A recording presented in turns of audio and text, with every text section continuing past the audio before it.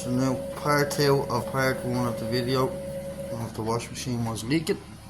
So it was originally pissing water from there inside, like I showed you earlier, and there was something caught.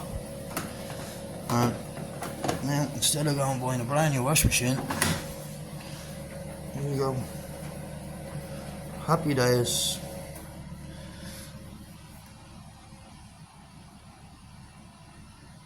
So just give it a go yourself, I recommend. Have a look, and it could be an easy fix. Now it did take me a while to fix it, but as you can see, we have no leaks. That's just water from earlier. So yeah, and I drained this as well. That's all cleared out too. So that's all, folks. That's how she wrote.